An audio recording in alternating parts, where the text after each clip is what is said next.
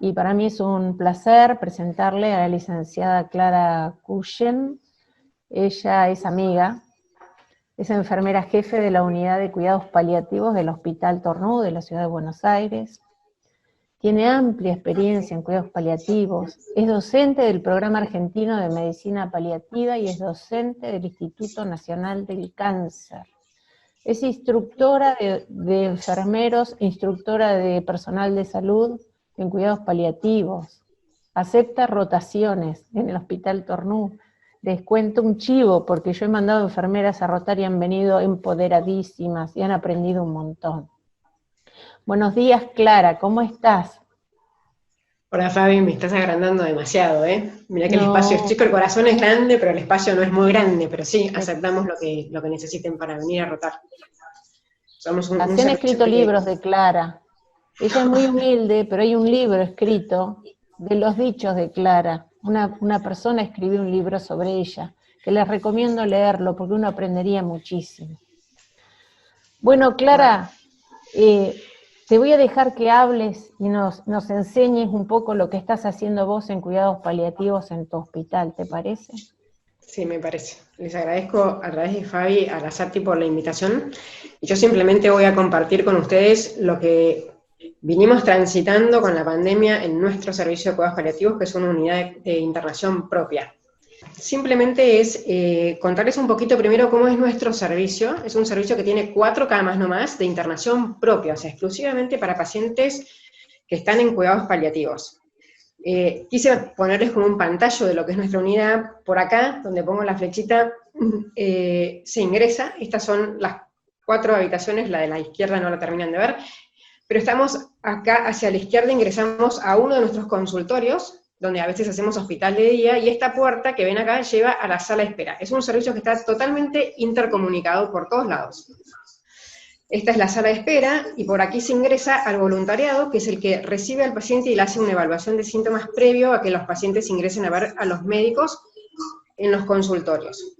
Por otra puerta llegamos a este pasillo, esta es la puerta del voluntariado, y acá está la puerta que comunica con la sala de internación, y ustedes como ven acá al fondo, hay una heladera, hay una cocinita, acá hay un microondas.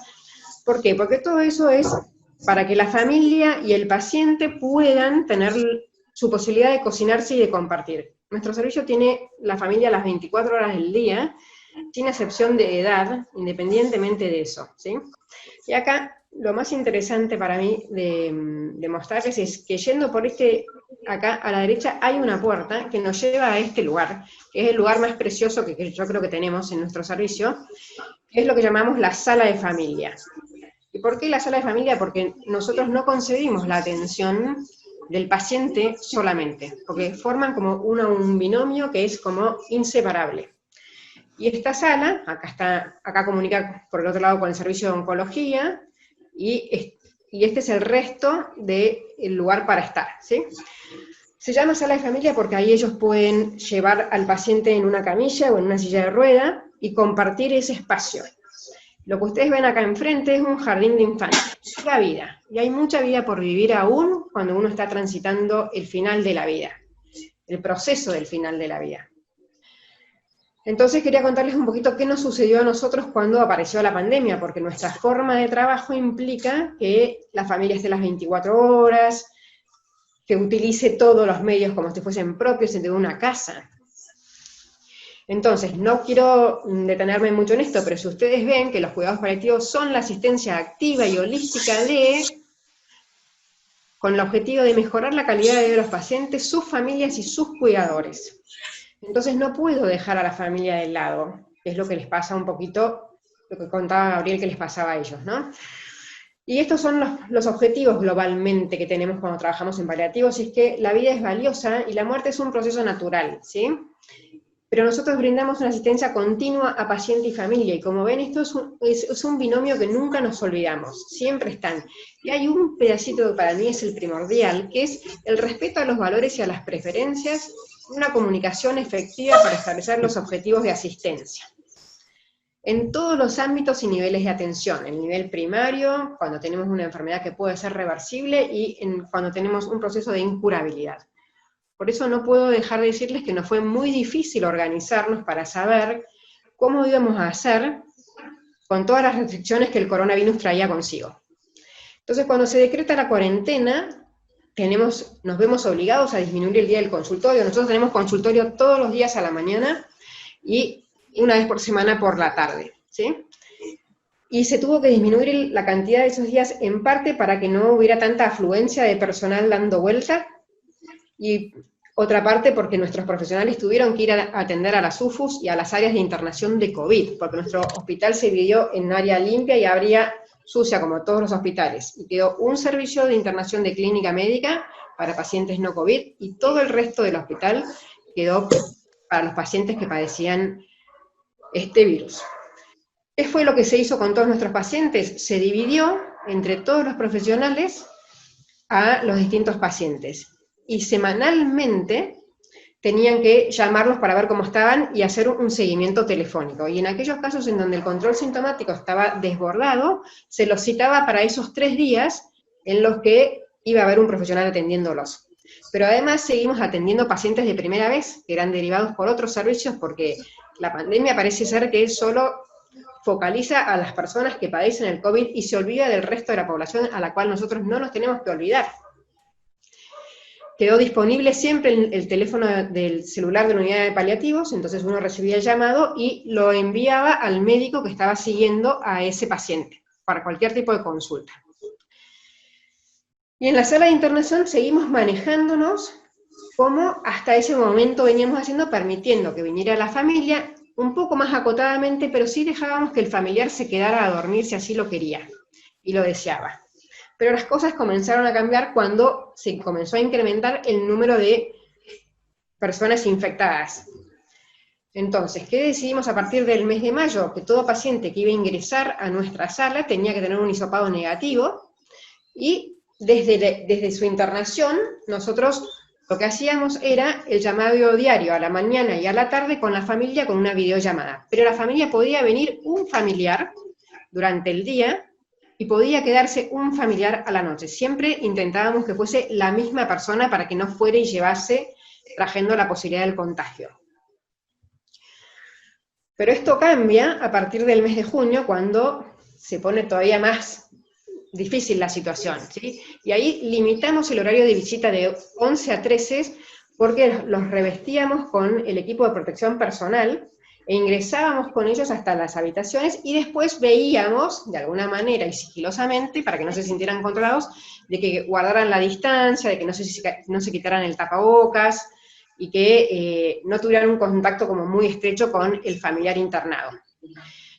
Y sí permitíamos que un familiar quedara internado en la misma habitación que el paciente, pero tenía que hacerse un hisopado previamente, y esto lo conseguimos por hablar con, digamos, la institución, con el hospital, diciéndoles: necesitamos usar un hisopado, pero para que pueda acompañar, porque esto para nosotros era como fundamental. Entonces, con un hisopado negativo, un familiar se podía quedar viviendo adentro del servicio, pero no podía salir al exterior. Podrían traerle ropa, como se hace en las salas de internación general, y todas las cosas que necesitasen, pero siempre tratábamos de que eso fuese lo menos posible para no entrar y salir con cosas del servicio. A partir del 25 de junio las visitas se encontraban, hicimos como un protocolo nuevo, porque nos íbamos como reformulando la mejor manera de impedir que nuestro servicio se contagiara, porque por el momento era un servicio libre de COVID. Entonces, en ese protocolo pusimos que se suspendían las visitas, se hacían 2 llamadas diarias con videollamada con el familiar y el paciente, y después hacíamos reuniones familiares nosotros, el equipo de paliativos, con la familia, para ver y contarles cómo estaba su ser querido internado.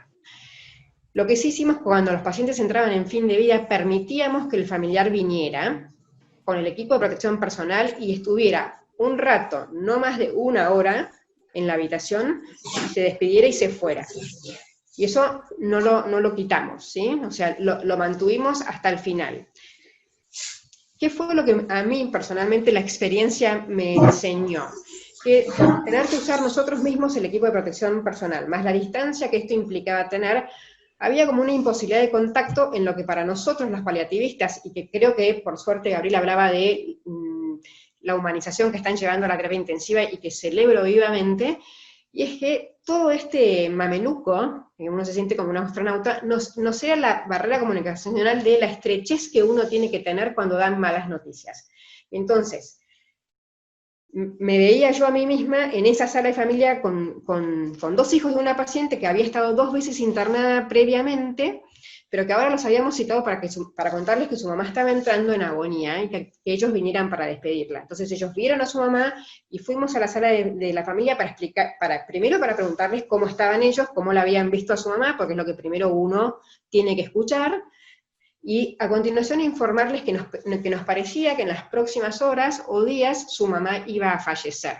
Cuando transmito esta noticia yo a la hija, tenía a la hija a la derecha y al hijo a la izquierda con la distancia, éramos 6 profesionales del equipo, más ellos 2 ahí presentes.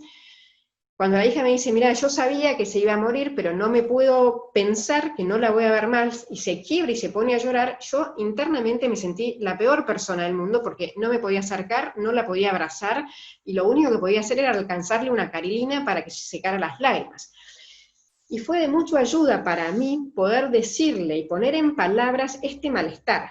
Y le dije, mira, fulana, la verdad es que yo me siento sumamente mal, porque no es nuestra forma de trabajo este distanciamiento, sé cómo te sentís, me gustaría darte un abrazo y sentarme ahí en silencio junto con vos, pero esta situación no me lo permite, pero sabés qué es lo que yo querría hacer, y me imagino que todos nosotros, los que trabajamos en paliativos, querríamos hacer, es acompañarte de esta manera.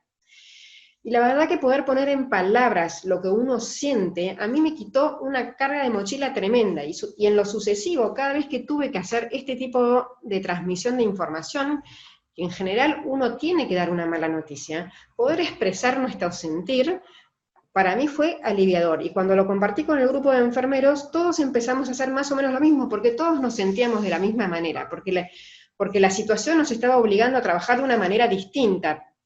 Y entonces ahí me di cuenta de la importancia de que cambiaban los gestos, que ya no era tanto el tacto, sino esa mirada amorosa, el tono de voz en que uno transmite la mala noticia y las palabras que usa. Pero sobre todo pienso que lo más importante es saber estar en silencio acompañando ese momento. Porque nosotros somos seres en relación y nos relacionamos mediante la comunicación, y cuando uno da malas noticias en cualquier área del hospital, es un momento difícil después de que la da decir, me quiero ir de este lugar. Y en realidad yo creo que lo que tenemos que aprender frente al dolor ajeno son 2 frases que a mí me ayudaron mucho en la vida. Uno es saber que el dolor es un misterio, que no tiene explicación, y tenemos que hacernos conscientes de la insuficiencia e inadecuación de nuestras palabras, porque no va a haber palabra que pueda mitigar ese dolor. Y por otro lado, hace poquito leí estas, que también me ayudaron mucho, ¿no? Decían, las lágrimas sustituyen a la impotencia de la palabra para expresar cuánto de indefinible e inconsolable tiene el dolor.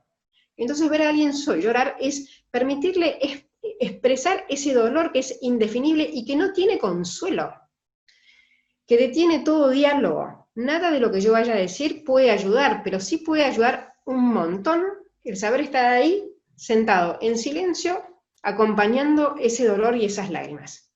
No lo voy a poder evitar a ese dolor, lo voy a aliviar con esa presencia. Estas 2 frases a mí me han ayudado mucho en la vida. ¿Qué pasó a nosotros?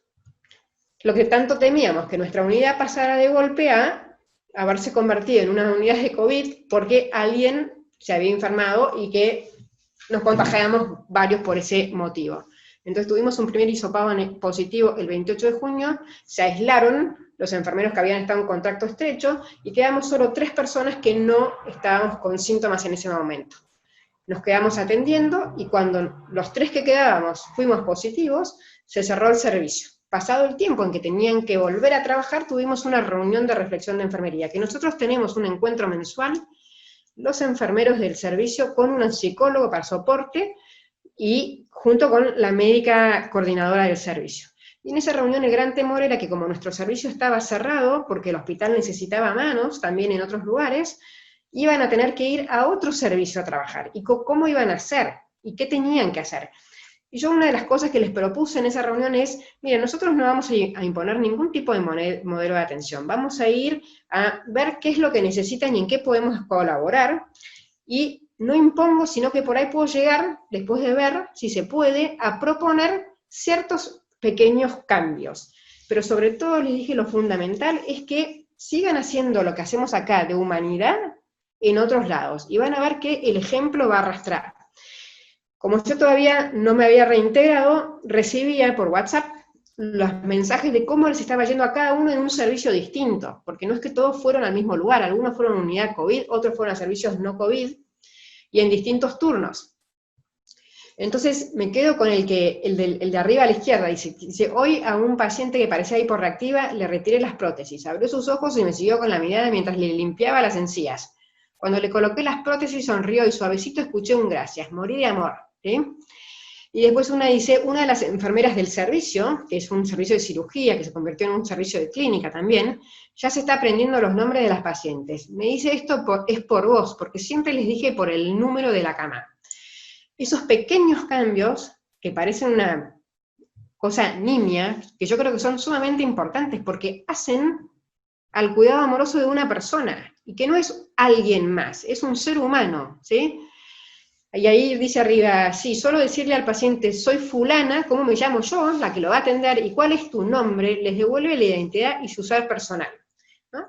Y creo que fue como muy valioso esto que estamos viendo, porque sobre todo, antes de ayer, habían 2 enfermeros, que uno a la mañana y otro a la tarde en otro servicio, que son del servicio de paliativos, pero trabajando en ese servicio, y que tienen 3 pacientes que son nuestros, que ahora están internados por mal control sintomático, y uno de ellos que estaba entrando en final de vida. En ese servicio tampoco se permite el ingreso de la familia, pero se trabajó mucho desde la jefatura de paliativos y con la jefatura de este servicio, y les permitieron a 3 familiares en distintos momentos, usando los elementos de protección personal, que entraran a despedirse de su ser querido que estaba cursando los últimos momentos de su vida, ¿no? Y que eso fue como, uy, qué bueno. Y encima, el paciente había estado con un delirio excitatorio, y entonces el enfermero de paliativos le fue mostrando cómo nos manejábamos nosotros con los distintos neurolépticos, cómo hacíamos los rescates, y pudieron ver después de 30 horas cómo un paciente que había estado súper excitado tirándose de la cama, haciendo un control sintomático más cercano, y guardando ciertas medidas como la tranquilidad, bajar la luz, no hablar fuerte, lo ayudaba. O sea que yo pienso que estamos sacando mucho aprendizaje todos, ¿no? Viendo cómo otros trabajan y sabiendo que podemos ser ejemplos, siempre. A mí esto me gusta, dice, la palabra convence, pero el ejemplo arrastra. No te preocupes porque tus hijos no te escuchen, no tenemos que estar predicando con la palabra, sino que es saber que hay alguien que siempre nos va a estar mirando, porque todos miramos cómo trabajan los demás, qué es lo que podemos aprender del otro. Y como una lluvia de ideas de cosas que nosotros vivimos, aparte de estas videollamadas que también comentó Gabriel que la estaban viviendo, nosotros mandamos al final de mes una carta de condolencias de lo que nosotros observamos que fue positivo para el paciente, que nos haya comentado nosotros el paciente, o que nosotros observamos que la familia tuvo estos gestos para con él, ¿no?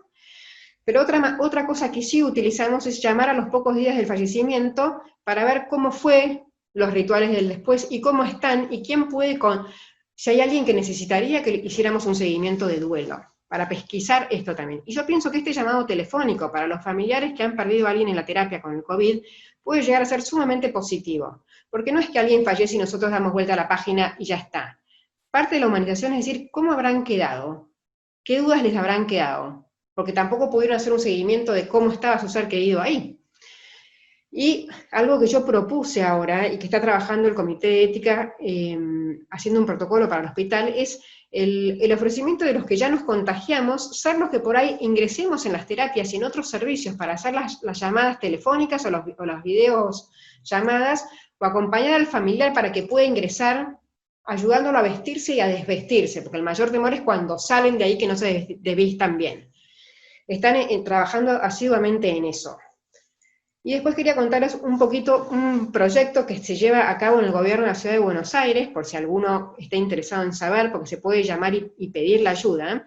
Este programa surgió entre una iniciativa del Ministerio de Salud, la Dirección General de los Hospitales del Gobierno de la Ciudad, la Dirección de Cultura y la Secretaría de Transformación Cultural.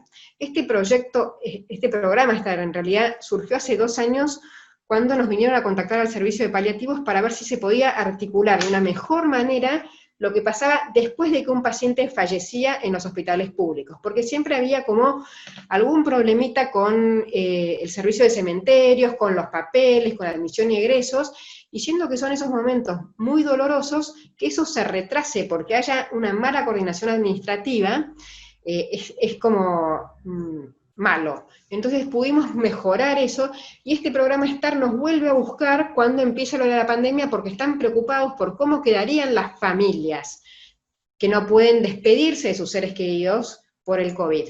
Entonces se implementó este programa, que es una política pública orientada al cuidado integral, centrado en la persona en contexto de la pandemia. ¿Para qué? Para contención y acompañamiento del paciente COVID, pero también de sus familias y allegados. Entonces, ¿qué se hizo? Se conformaron grupos, equipos de cuidados integrales que se llaman ESI, con redes de equipos de soporte espiritual, duelo y miembros de la sociedad civil, instituciones, ONG, que articulan con estos equipos de cuidados integrales y brindan contención a los familiares, sumándose al sistema de salud. Y se forma una red sociosanitaria. ¿Cuál era el propósito? Acompañar y contener a las personas internadas que estuvieran tratadas por el COVID en los hospitales de Cava, particularmente con formas leves, moderadas, severas y o en el final de la vida, y a sus familiares. Y continuar después, que este es el punto clave para mí también, el acompañamiento y la terapia de duelo de aquellos que han perdido un ser querido por el COVID-19.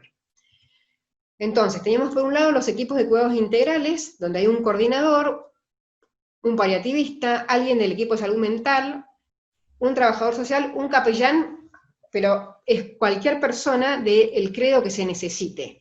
Entonces, articulan con el equipo tratante de las salas de COVID-19 para el control de síntomas, los ayudan en las tomas de decisiones y el apoyo psicosocioespiritual, además del equipo de salud mental y de trabajo social, como dijimos antes, ¿no? Y disponen de la información médica del paciente para poder comunicarse a la familia. O sea que hay un contacto y se empieza a trabajar mucho en equipo, que es lo que tenemos que integrar para poder brindar una mejor atención una vez que pase todo esto del COVID y todo esto que estamos aprendiendo, poder continuarlo en el tiempo. Y velan también por los derechos del paciente, ¿sí?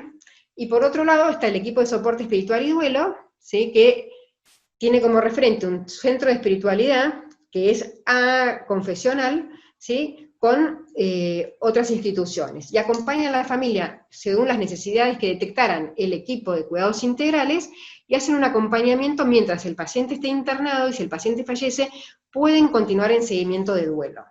¿Qué fue lo que se hizo? Se integraron 18 hospitales del Sistema de Salud de Cava, 452 personas son parte del programa, 171 pertenecen al equipo de cuidados integrales, y 281 a los que hacen seguimiento para duelo espiritual y de duelo. Y se llegaron a tener más de 4.000 llamados de contención a pacientes y familiares durante los 4 meses que lleva vigente el programa. Y se fortalecieron las articulaciones intra, inter y extrahospitalarias. Entonces, cuando alguien iba a un CESAC y decía, me pasa que tengo un familiar internado acá, no lo puedo contactar, las personas del CESAC contactaban con la gente del programa STAR, y así se iban como comunicando. Y tuvimos una gran ayuda de la sociedad, que fue que nos donaban sus celulares viejos, porque muchas personas no tenían celular, sobre todo personas por ahí mayores, que por ahí entraban porque tenían un COVID moderado y estaban en una sala de internación clínica, y con eso se logró articular que pudieran estar siempre comunicados. Y quería dejarles este pequeño fragmento que dice, en base un poquito también a lo que dijo Gabriel, ¿no? Que humanizar pareciera una utopía, pero en la vida ni se gana, ni se pierde, ni se fracasa, ni se triunfa. En la vida se aprende, se crece, se descubre, se escribe, se borra y se reescribe otra vez. O sea que hay que volver siempre al rodeo, no dejar nunca de luchar por lo que uno cree que realmente vale la pena, que es humanizar. Se hila y se deshila y se vuelve a hilar. Y el día que comprendí que lo único que me voy a llevar es lo que vivo, empecé a vivir lo que me quiero llevar. Y humanizar es lo que me quiero llevar. Muchas gracias.